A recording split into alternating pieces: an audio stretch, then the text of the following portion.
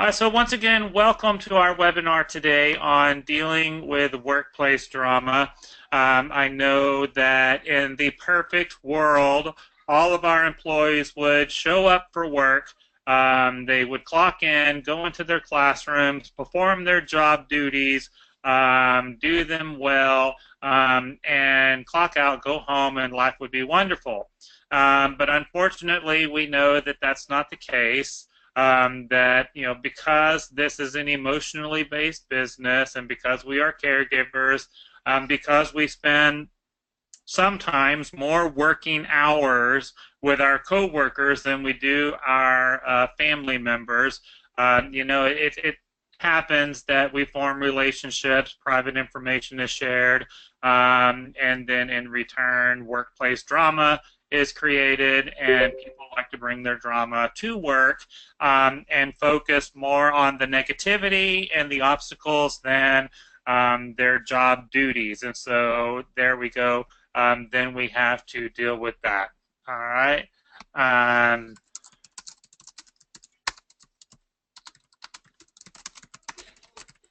Let me just type something real quick.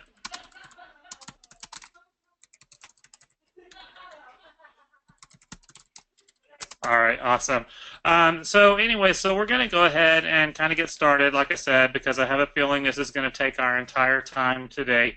But when we talk about workplace drama, um, we're talking mainly, the gossiping, the backstabbing, the pettiness, the talking behind people's back, the hurtful comments, the hurtful looks. Sometimes the look that they give each other is more hurtful than the words that they are saying. All of these type of things that can become a huge distraction in the workplace, and it does prevent people from getting their job done.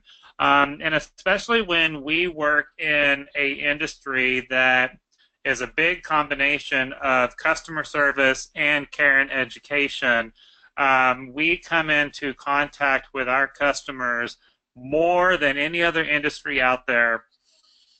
Typically we come into contact with our customers 10 times in a 5-day week, morning and afternoon. So when you do have employees that are emotional, that are angry, that are carrying it all on their shoulders, it's more likely for our customers to see this in any other industry. So we do have to pay close attention to it.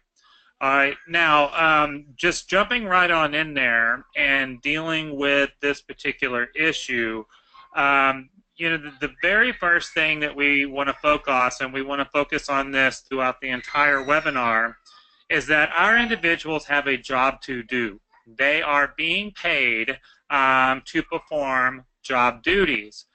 So that should always be the center of attention is, are the employees completing their job responsibilities?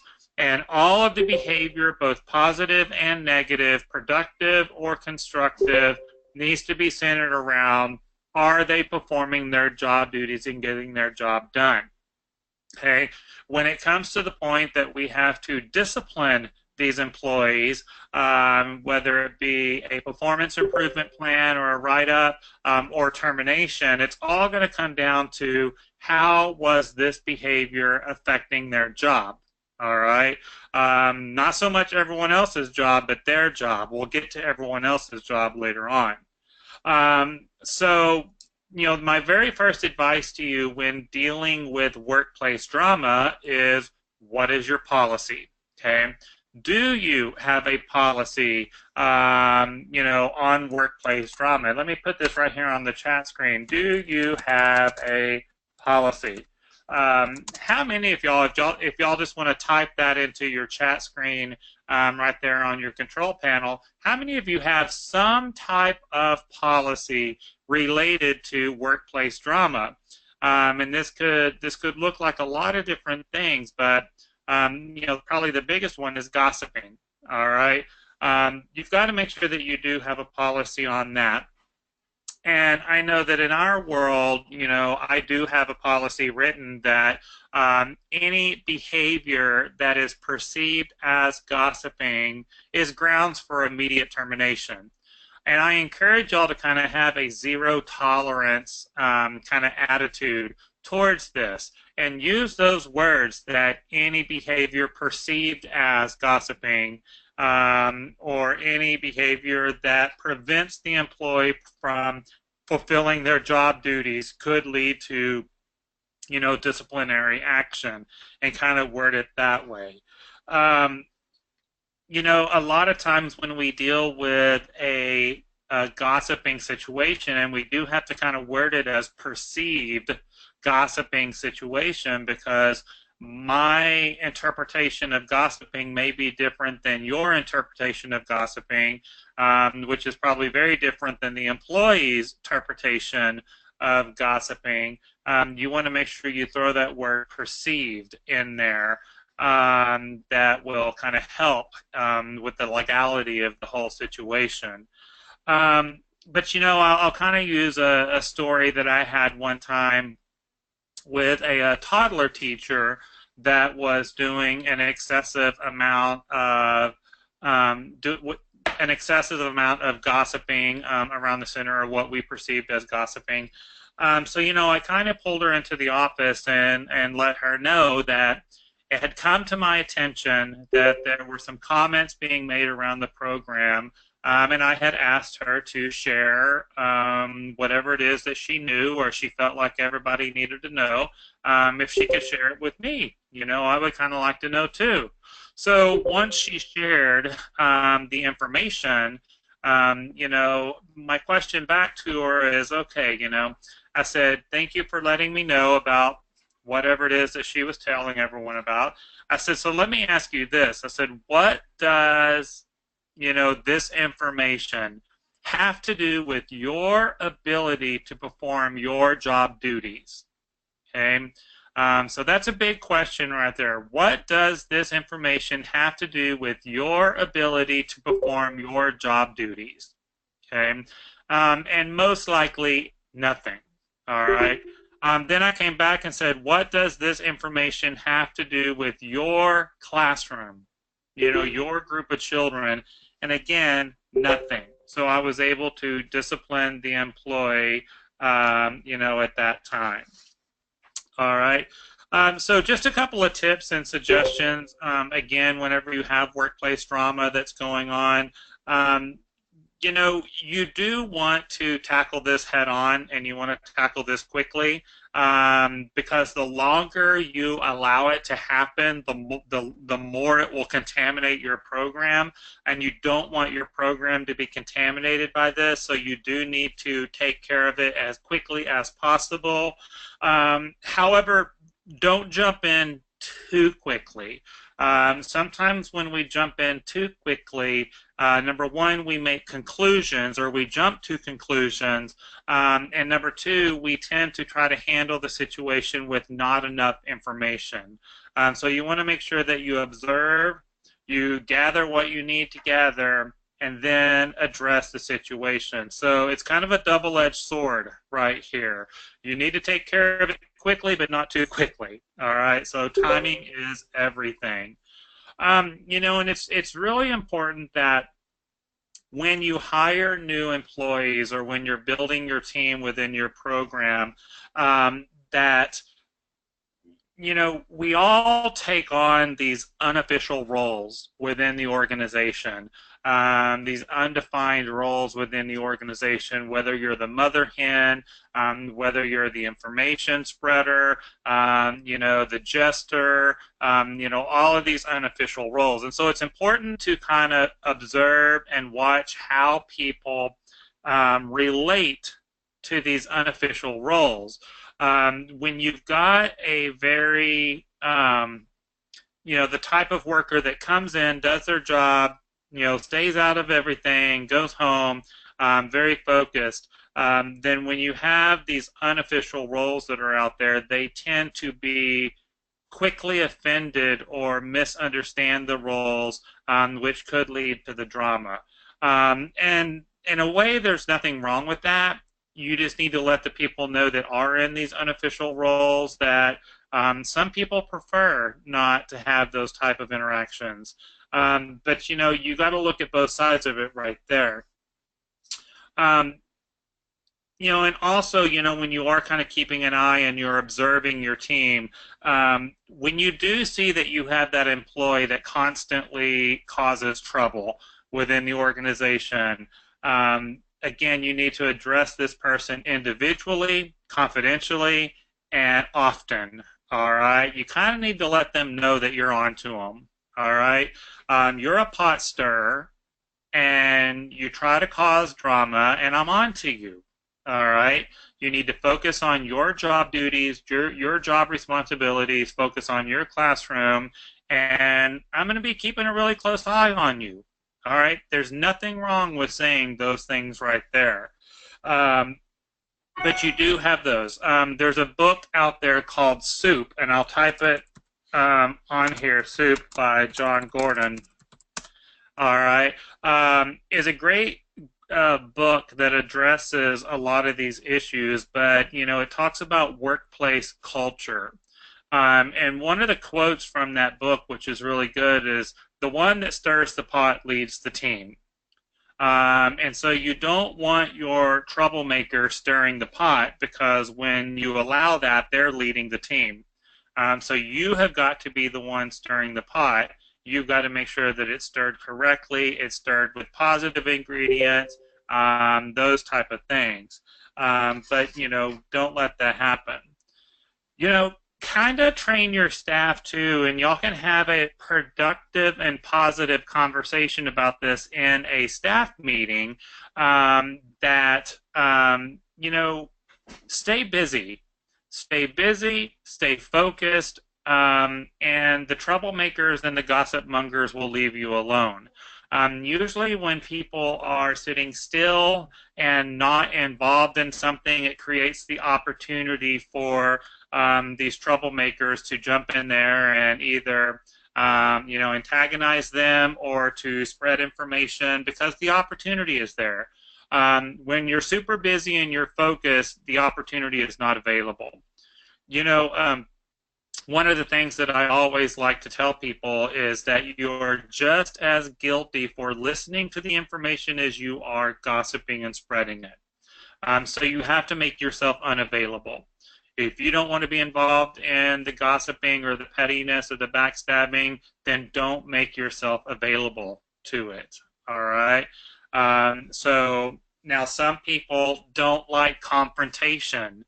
Of course, the ideal thing is to train your staff that when someone comes to you with negative information or not kind information or unnecessary information, to simply tell that person you don't want to be involved. All right? But some people don't like conflict, and some people don't feel comfortable doing that. So my next advice to them is to stay busy. All right, stay busy, stay focused on your kids, and you're less likely to get involved in the drama. So, again, don't participate in that type of thing. Like I mentioned, if someone does come to them with gossip, they need to stop it right then and there. All right. Now, as a leader and as a manager, those of you that are on this webinar today as a manager, when you do hear about the gossiping or the backstabbing or the pettiness, I encourage you to address it head on. Whoever that comes to you with the information, I would take them to the source at that point. So if, let's say, example, Mary comes to me and says, "Hey, Mr. Tim, did you hear about, the infant teacher Sue, and blah, blah, blah, blah." Well, right then and there, I'm going to take Mary to Sue, and I'm going to say, "Now, what were you saying?" So, especially people that have worked with me for a long time, they kind of know that if you come to me with information, especially within the workplace, you better be ready to face it head on, because I'm going to take it straight to the source. All right? Just kind of having that leadership style, that you have a zero tolerance for this, and that if you do hear about or someone brings you information, we're going to go straight to the source right then and there. All right? Just know, when people know that that's how you're going to handle it, they tend to stop it right there. All right. I'm not even going to try to create this drama because I know I'm going to be faced with it very quickly. All right. So kind of keep that in mind right there. Teach your employees to act with integrity. Teach your employees to act with accountability and responsibility. And the whole thing again goes back to being focused on the kids. Another thing that I love to coach our team on, and this is one of my favorite things right here, and this works fantastic, that when you do have someone that comes to you with negative information or what you perceive as gossiping or wants to tell you a story about somebody or something like that, immediately turn it around and say something positive about that person. When they come to you and they say, "Oh, did you hear about what's going on with Mary? And did you hear about her husband and what's going on at her house?" Stop right there and say, "Did you see her bulletin board that she put up yesterday? That is the most amazing bulletin board I have seen in a long time. And her circle time on Monday was top notch. Did you hear about that circle time?" So, kind of cut them off right there in the middle of their gossiping session or negativity and say something positive about the person. Now, first off, if you do have that negative Nelly, that gossip monger, that troublemaker, when you stop them in their tracks and turn it around and say something positive, they hate this, all right? Drives them insane. They're going to get frustrated with you. They're going to get frustrated with the situation, and it kind of puts them in their place. So it's really interesting, and that's today's society, is that people love to talk negative about other people, but they don't talk, positive very often. And so kind of setting that tone that we're going to say positive things about each other rather than negative things, it kind of helps with that situation too. Now, the other thing, and if you are dealing with a situation where you've got some negativity going on, you've got a lot of storytelling going on, a lot of people more focused on each other's personal life than they are the children in the classroom, then, my advice in that case is to coach and work with your staff that they keep their private lives at home. All right. When you bring your private life into the workplace, you are inviting all of this drama to happen. So if you don't want to be talked about, then don't give people a reason to talk. If you don't want to be part of the pettiness and the backstabbing, then don't get involved and don't contribute information. It's really simple right there. I had a teacher come to me one time. Yes, I thank you, Miss Amy. I know that my screen is a little blurry. It's not that it's dirty. I broke my screen. I had to get a new screen, and the new screen that they put on here is not making the camera all clear or anything. So it is what it is at this point. Thank you, though. So anyways, I had a teacher come to me one time that that she was upset that all these other teachers were talking about her and her husband and her divorce or whatever, and she wanted everyone to stop talking about her divorce, that it was hurting her feelings.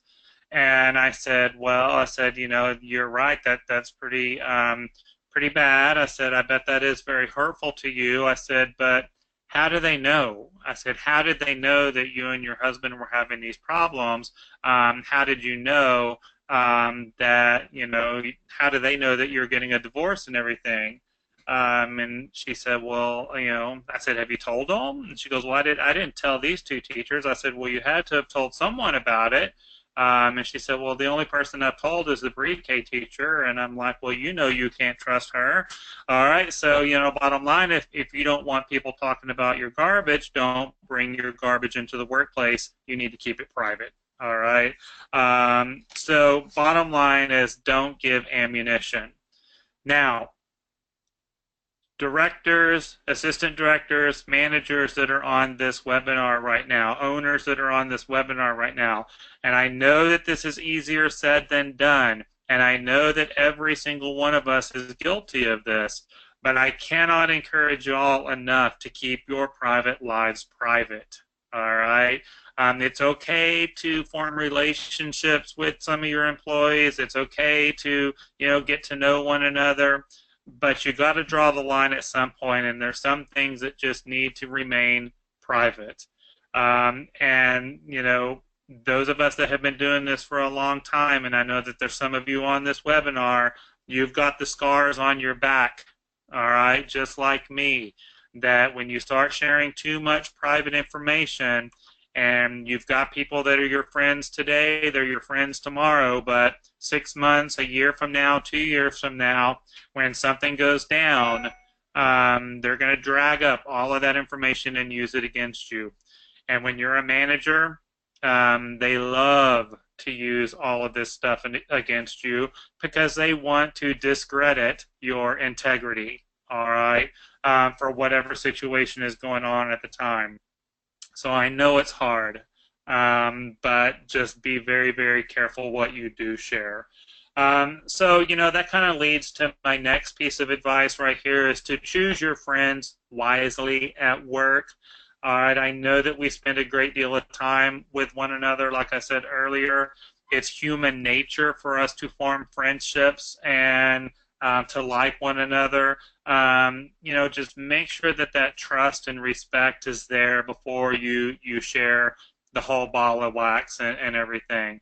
The other thing is I would just encourage your employees and encourage your team that you only talk about experiences that happen inside of the school. All right. And if you do allow your employees to, hang out with each other outside the workplace, which we all do, it kind of be impossible to discourage that. Just make sure that it's very well known that what happens outside of the school stays outside of the school. What happens in the school stays in the school. And, like I said, you've got to keep a pretty tight grip on that right there. All right. The other thing, again, is just your behavior and the employee's behavior. Is kind of the same thing as bringing information into the workplace. If you don't want people to talk about you, then you behave nicely and you behave well. And then people don't talk about you when you behave professionally. It's usually the negative behavior, the outrageous behavior, those type of things that tend to start the workplace drama. All right. Now, on this one right here, I did have a special note that I wanted to say one particular thing on this one about behaving appropriately at work. Whatever the interaction is between the employees, whether it's verbal or nonverbal or whatnot, make sure, again, kind of going back to what's in your policies, that the behavior of the employees must be developmentally appropriate for the children at all times. And any negative or disruptive behavior in front of children is ground for immediate termination. All right? Now, I understand that we all need staff. I understand that, it's very difficult to find good quality people these days that want to come to work and get the job done. But I'm going to go back to one of my golden rules that I share with lots of you all the time. Never allow your employees to hold you hostage.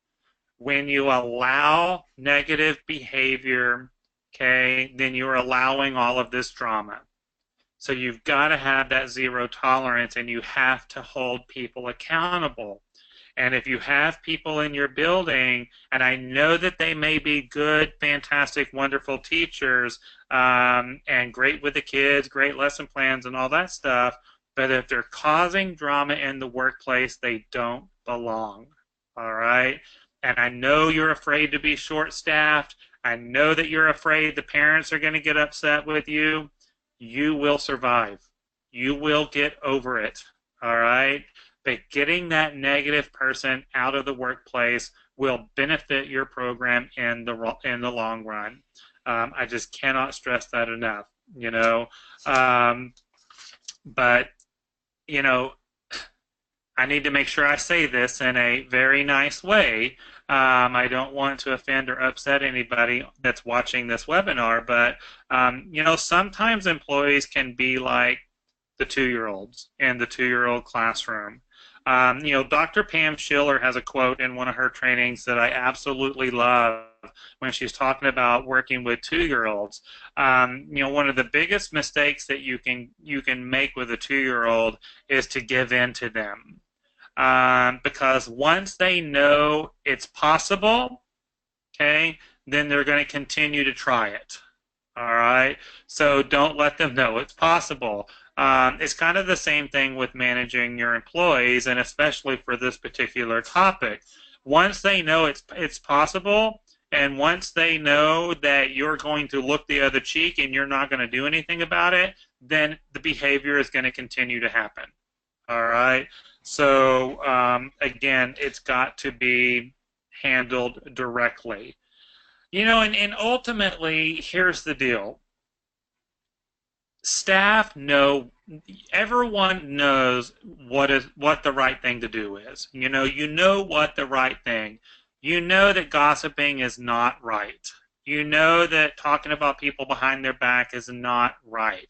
There's an ethical and moral item right here. But it still happens. And here's the psychological side of this, is that when people do gossip or they cause drama within the workplace, there's a part of their brain that's telling them you're not doing the right thing. And there's a part of their brain that's going to feel guilty about it. They're not going to admit this, but they know it. And the guilt is going to be there. When you do confront them and say, hey, there's some behavior going on within the center that is making other employees uncomfortable. This behavior must stop immediately. All right, and those are good words to use right there. That there's some behavior that's making others uncomfortable. That little thing in their brain's going to trigger, and there's going to be that part of the brain that's going to say, see, I told you, you're going to get in trouble. All right, I told you not to say it. I told you not to do it. You're going to get in trouble. That guilt is going to kick in, and the natural consequence is going to kick in. All right. Now, for some people, the first time that natural consequence, kicks in, they're going to feel that guilt. They're going to feel that embarrassment. They're probably not going to do this anymore, or it's going to be a long time before they do it again. There's other people, and this is kind of understanding the human development side of it, and like I said, the psychological side. There's other people that are struggling with things within their own life, and they have a lot of unmet needs themselves. And in order for them to feel better about themselves, they try to bring other people down. All right? And that's their coping mechanism with life. Okay? In order for me to feel better, I got to knock someone else down. All right? Especially if it's a person that they are jealous because that person has achieved a certain amount of success, or that person is doing better than them, and it's very obvious that this person is doing better than them, or they're getting more recognition from them. They're feeling pretty bad about that. So it's their coping mechanism to, let's see how I can knock them down. All right? And it still doesn't make it right, and it still needs to be addressed. But it's important for us to kind of understand that they really don't mean harm. They're just trying to make themselves feel better. But that's where I like to use those words that, hey, I know that you mean well. I know that you're dedicated to the school. I know that you're dedicated to the children. However, there's some behavior that's going on that's making others uncomfortable, and I need you to stop this. And that's kind of a great way of dealing with it right there. All right. Um, Let your employees know that you do have an open door policy and that, if there is an issue, they can come to you. And especially when you do start getting the reputation of someone who tackles this head on, and that when a gossiping situation comes up, you're going to go straight to the source. Not only is it going to eliminate some of this, but it's also going to let everyone else know that they can come to you. Now, again, if they come to you, they got to be ready. Okay, but you want that open door right there. The bottom line is that this negative behavior and this disruptive behavior, it does lower the quality of the program. When you've got workplace drama, it does ultimately place the children at risk. And it's important for you to let your employees know this, that their behavior is placing the children at risk. When people are affected by workplace drama, they are no longer focused on the task at hand, which should be caring and educating our children. All right, so it's a huge waste of company time. It's a huge waste of your resources. In a recent study, I found this to be very interesting. A recent study that I found online said that 21% of workers have admitted to participating in drama. 21% is what this research study quoted. I believe that to be much higher, honestly. I think that it should be a lot higher. I think the key word in this research is 21% of workers have admitted to participating in gossip. All right. So that goes back to one of the biggest, characteristics of this problem is the ownership and the accountability. All right. Before I move forward with some other tips on dealing and working with workplace drama, any questions or comments about anything that I've said so far? And you'll need to type it into your chat screen there on your control panel, but any questions or comments? All right. Okay, cool. I'm going to go ahead and move on. But again, if you've got something or if there's something that you really want me to talk about and I haven't addressed it yet, let's throw it out there. Okay. Some other tips that I would discuss with your team if you are having some issues with workplace drama, whenever you do have a staff meeting, and again, your staff meeting, it needs to be productive, it needs to be positive, it needs to be focused on the goals of the school, which is the care and the education of the children.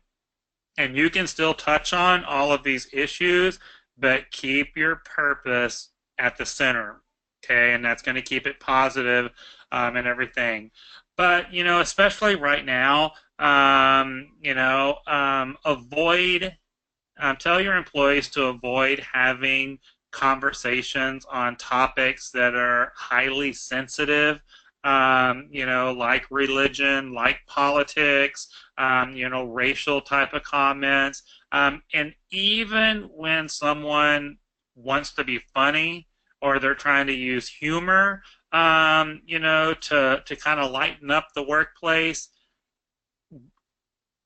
sarcasm or humor in these particular areas, religion, politics, race, any of the protected classes really, those things can be taken out of context and can be hurtful quicker than anything, all right?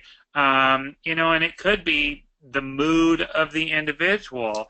Yesterday we were laughing and joking about politics. Everyone thought it was funny. And today I come to work and I'm in a completely different mood for whatever reason. And that one political comment could send me over the edge. So it's just not a good idea. All right. Highly sensitive topics should be avoided, those type of things. Like I mentioned earlier, encourage your people to keep their personal and professional lives separate. All right, that's the best way of avoiding these type of issues. Um, Another tip to avoiding workplace drama is to avoid romances at work. All right. And now I know that in our industry, 97% of our employees are female. So the likelihood of you having a workplace romance is a lot lower in early childhood than any other industry. It still happens. All right.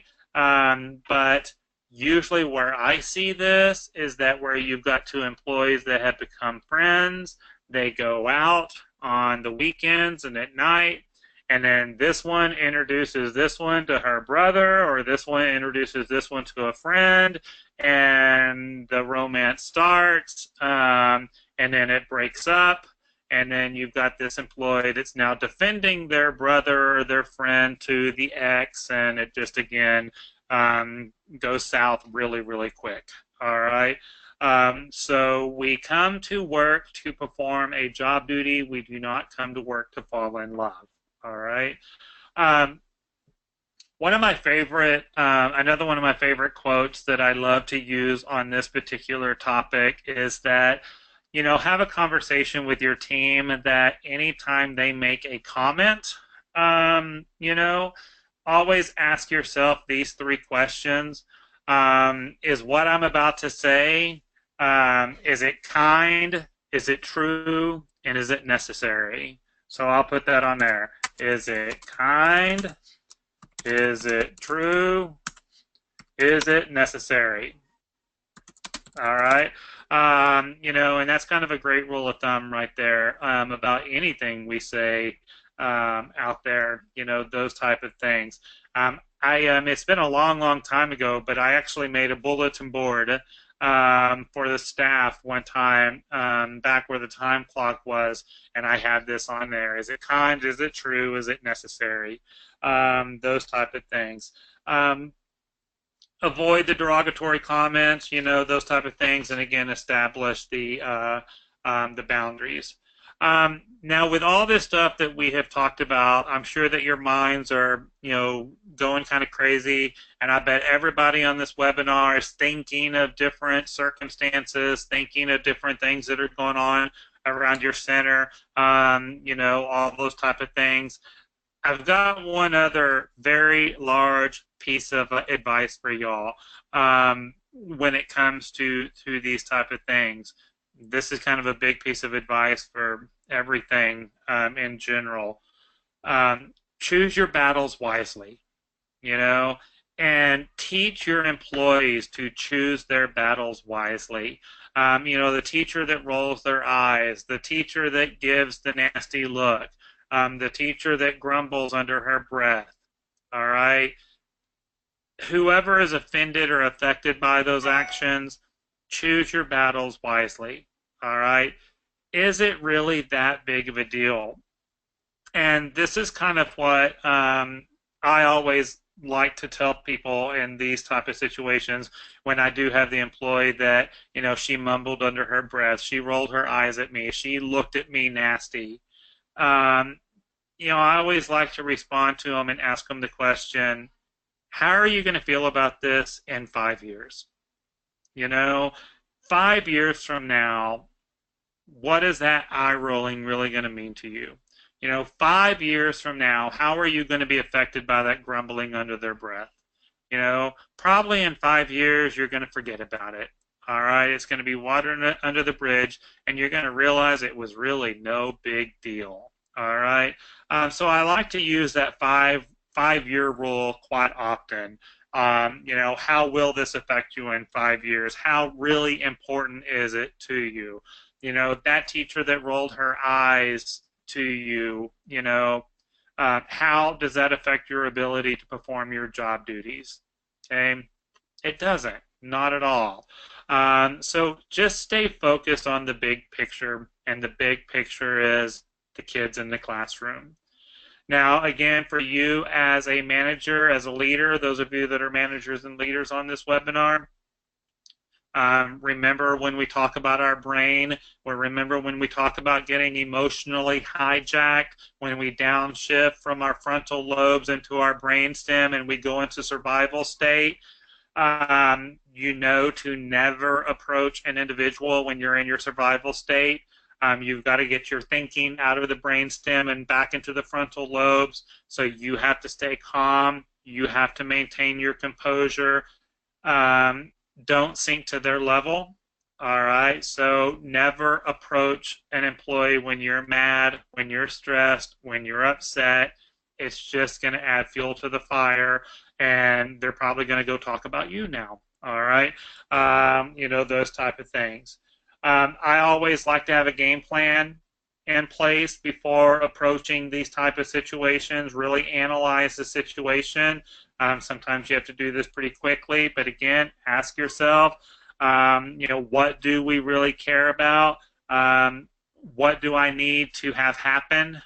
Whenever I do confront this individual, what is the outcome that I'm looking for? And I always like to encourage you to put yourself in their shoes. All right.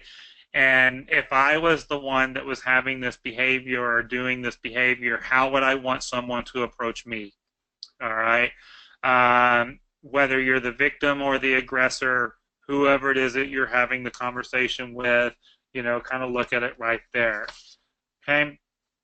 Now, let's say, for example, you need to confront an employee that is causing a lot of trouble. That's really really rocking the boat.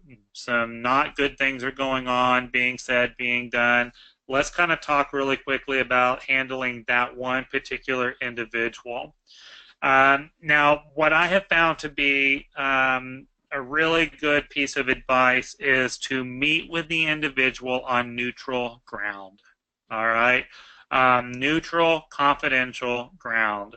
So rather than pulling the troublemaker into the office, and y'all know how it is, when you pull someone into the office and you close the door, it takes approximately 5 seconds for the entire school to know about it. All right, because once you go in there, you pull them in, you close the door, the whispering, tree goes into effect, and everybody in the building knows that troublemaker just got pulled in. Troublemaker just got pulled in. And the thing about that is troublemaker also knows that within 5 seconds of being pulled in the office, everyone's going to know she's in there. That's going to put her on the defense. All right. Her response to the conversation is going to be in a way that when she walks out of that office and that door opens, she's on top. Okay, because everyone's looking. All right. So I like to meet in a neutral, confidential place. Maybe say, hey, you're supposed to report to work at 8 o'clock, let's say. Rather than reporting to work at 8 o'clock, can you meet me at Starbucks at 8 o'clock? Go meet with that person, have that conversation over a cup of coffee. They're less likely to create drama when you're in the public, all right, sitting there at Starbucks. And of course, then when you meet with them at the coffee shop, the whole eyes are not on them. The whole center is not looking at them. No one knows that they've been pulled into the office and that type of thing. Focus on the problem, not the person. All right. Rather than me focusing on you, troublemaker, you're such a troublemaker, you're causing all these problems, blah, blah, blah, blah. Focus on the problem. The problem is that there is some behavior that is causing disruption to the school. It's making people uncomfortable. It's not productive, that type of thing. So focus on the problem, not the person. Avoid judgmental comments. If I were to say something, I get very frustrated when you don't turn in your lesson plan. That's very judgmental.